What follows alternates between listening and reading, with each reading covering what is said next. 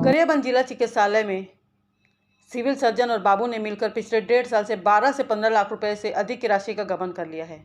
इस बात की पुष्टि जिला चिकित्सालय के डॉक्टरों ने भी की है। माह के हर बुधवार को मेडिकल बोर्ड द्वारा सर्टिफिकेट बनवाने के लिए जिले भर से लोग जिला चिकित्सालय आते हैं। इसके लिए शासन ने प्रति सर्टिफिकेट 216 रुपये की राशि निर्धारित की है। इस राशि में से आधी राशि यानी 108 रुपये जीवनदीप समिति के खाते में जमा किया जाता है और बाकी राशि मेडिकल बोर्ड के 10 सदस्य यानी स्पेशलिस्ट डॉक्टरों को मानदेय के तौर पर मिलता है। मगर पिछले 1.5 साल से सिविल सर्जन बीके नाग और बाबू अजय दुबे ने ना ही जीवनदीप समिति के खाते में कोई राशि डाली है और ना ही डॉक्टरों को मानदेय के तौर पर कोई राशि दी है। डॉक्टरों की माने तो हर महीने लगभग 400 से 500 लोग सर्टिफिकेट बनवा लेते हैं। पिछले 1.5 साल में लगभग 7,000 से अधिक लोग सर्टिफिकेट बनवा चुके हैं, मगर सिविल सर्जन और बाबू ने इसका कोई रिकॉर्ड नहीं रखा है। इस बात की शिकायत वरिष्ठ अधिकारियों से की गई है, लेकिन कोई हल अब तक नहीं निकला है। मगर कुछ दिनों से बाबू के द्वारा लोगों को रसीद देना शुरू कर दिया गया है। वहीं सूत्रों की माने तो प्रयास और नवोदय स्कूल के बच्चों के अलावा विकलांग बच्चों को निःशुल्क सर्टिफिकेट बनाकर देना है, मगर उनसे भी 500-500 रुपये की राशि वसूल की गई है। इस बारे में जब बाबू से बात करनी चाहिए तो उसने कहा कि जो करना है कर लो, और वह इस दौरान नशे में था और सिविल सर्जन ने किसी तरह की कोई बात कैमरे में कहने से मना कर दिया है। हालांकि पूरे मामले को लेकर मुख्य चिकित्सा एवं स्वास्थ्य अधिकारी केसी उरांव ने जांच दल गठित कर दोषी के ऊपर कार्रवाई की बात कही है।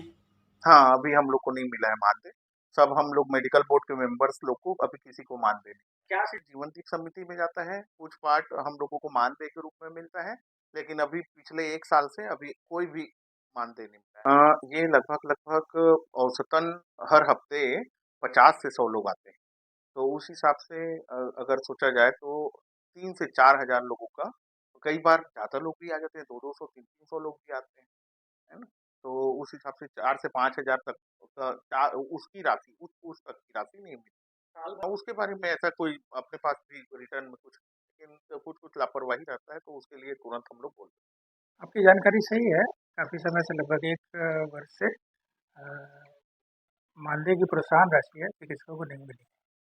निर्धारित शुल्क मेडिकल बोर्ड सर्टिफिकेट जारी करने के लिए जाते हैं, जिसमें से कुछ हिस्सा जीवन को जाता है और बोर्ड के सदस्य जो चिकित्सक हैं उनको मानदेय की प्रोत्साहन राशि दी जाती है। क्या वो लगभग 216 रुपये की राशि रहती है।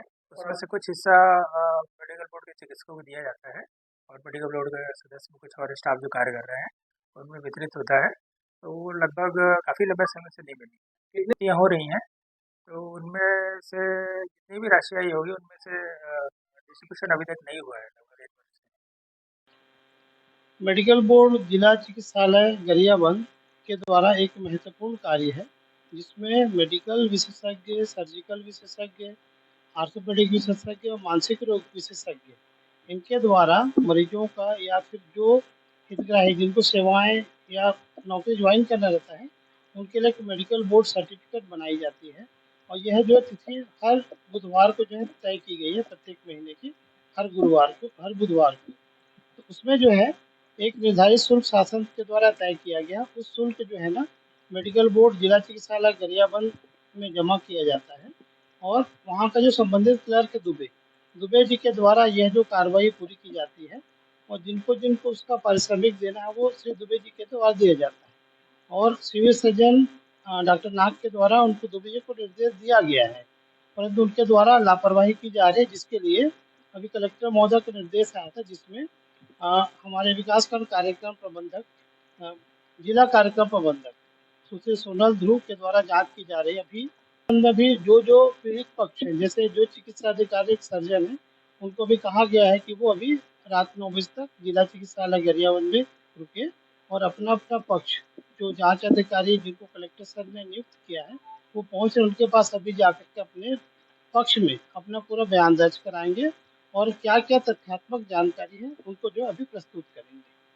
अगर इस प्रकार की शिकायत हो तो उसकी जांच की जाएगी और मेडिकल परीक्षण किया जाएगा और एक स्पेशल इंस्ट्रूमेंट है जिसके द्वारा कोई व्यक्ति अल्कोहल लिया कि नहीं लिया है उसकी जांच करके फिर उसके ऊपर आगामी कार्रवाई की जाती है। जांच होने के बाद जो लोग दोषी पाए जाएंगे उनके जो आर्थिक जो अपराध है नियम के अंतर्गत जो है कलेक्टर महोदय को रिपोर्ट प्रस्तुत करके उनसे अनुशंसा की जाएगी और कार्रवाई के लिए पुनः एक समिति बना करके कार्रवाई की जाएगी।